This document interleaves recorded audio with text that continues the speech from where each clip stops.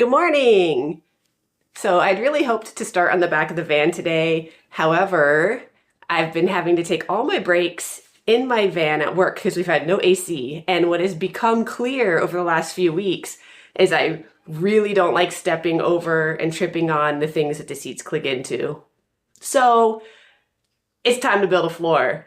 So I'm going to empty everything out of the van, take some measurements, buy some plywood, and just put a floor in that's nice and clean and even. And I'm gonna try to sneak some storage under it, even though it's only a few inches, you know, don't waste any space, right? So let's get dressed, let's do all that work and get into it today.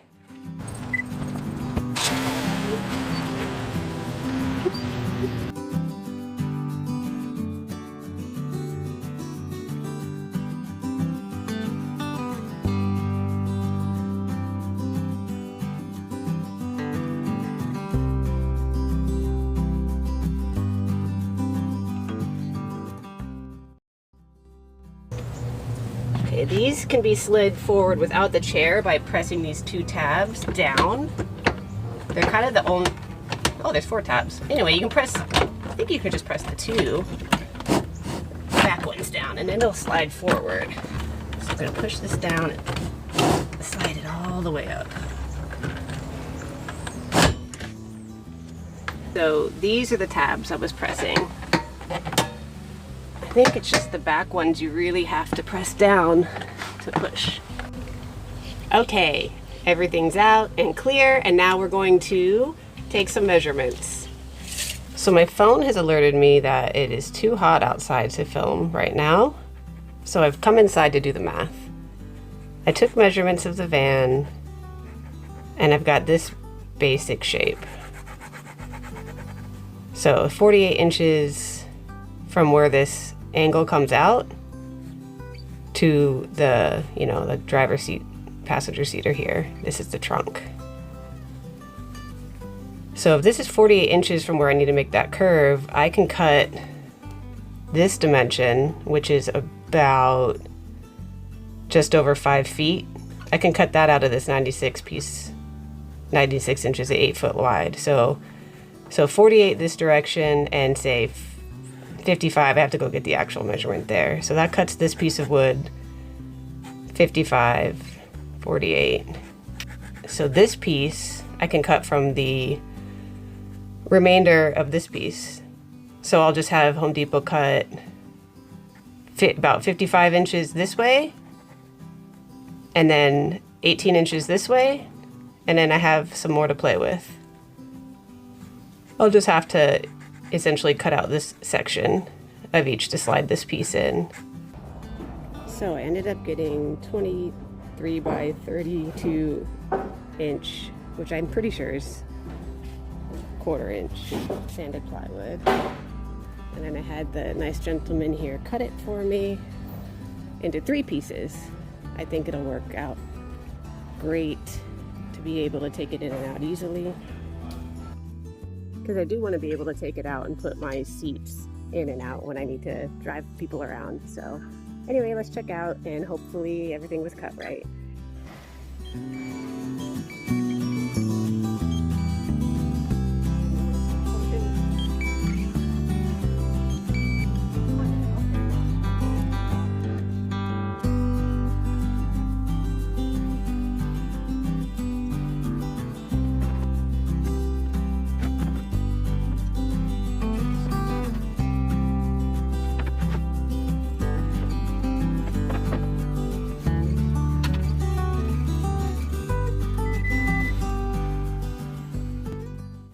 So my driveway is incredibly uneven. The former homeowners did a nice DIY job, and it actually slopes up to the middle and then back onto my porch, which is lovely for drainage. So the first step in making sure this floor is level is making sure the van is level. So I'm going to put a 2x4 down between the wheels and see if it is level. Not too bad. Okay, van is leveled. Now, where to start? Step 1, pattern.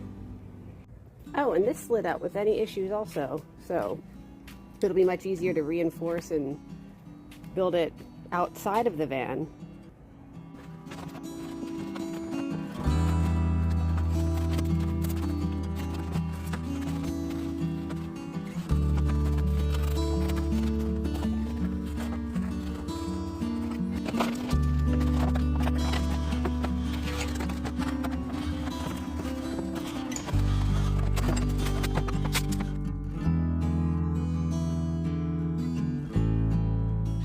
Real quick check-in on the progress. I've been trimming. Nothing is exactly perfect, but you know, it's fine. The bed goes over top of it most of the time anyway. But this is where we're at. We've got support boards under there already, and I'm going to cut more to fit. Sorry, FedEx was coming by. So yeah, the issue's really been this back piece. It is too high right there. FedEx again. Anyway, it's brutally hot out. I was getting sunburned. I had to put sleeves on. I'm dying. But the basic shapes are finished. Now I just have to cut enough supports that it is sturdy. Hopefully that won't be as hard as the top was. I also think I'm not going to bother with cutting storage panels in there. There's just this much space. It's not really worth the effort of doing that and breaking up the integrity of the wood floor. So, all right, on to supports. I forgot to mention that we are doing pretty good with the level. So I'm not upset with that. That's the whole point of this. All right. It went from being brutally hot to about to rain, but this floor is in. I'm pretty happy with the way it looks. And now I just have to drill some holes into the supports and put bolt receivers in so I can take it in and out. But it's kind of funky underneath. Had to be real creative to get the exact heights that I needed to navigate all of the weird shapes on the floor, but we got there and it feels real sturdy. So gonna pick up before whatever this is comes. Inspection time. How we doing?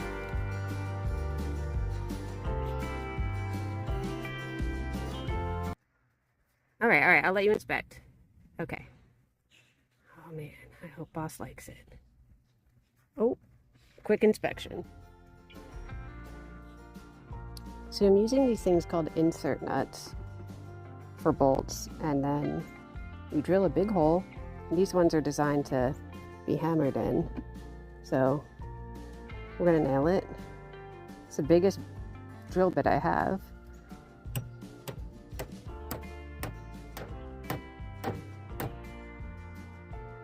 There we go. So that's in. In order to mark that hole, I just simply drilled through the top board while it was in place. So now we'll bring it back over. These are the bolts I'm using. They have a flat top, so it'll be easier to countersink them in flush.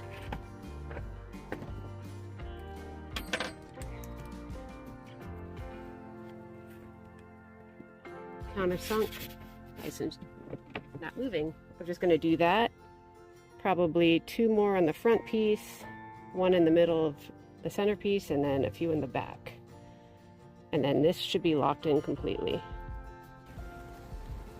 Well, the storm's here, but I fucking finished.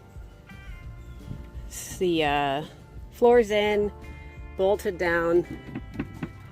I'll probably still do something nice here, but it's in. Bed fits. We love it.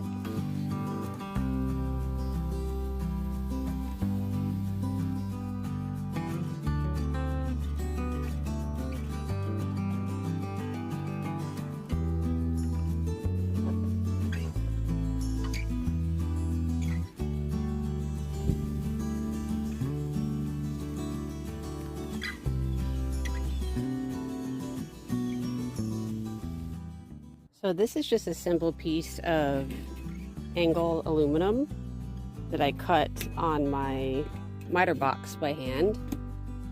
It comes in a 6-foot length and I needed 3 feet for each entrance. I'm going to countersink some bolts so I can probably put a few 2 to 4 bolts on there, and that's going to lock the vinyl top from sliding around and give it a nice finished look.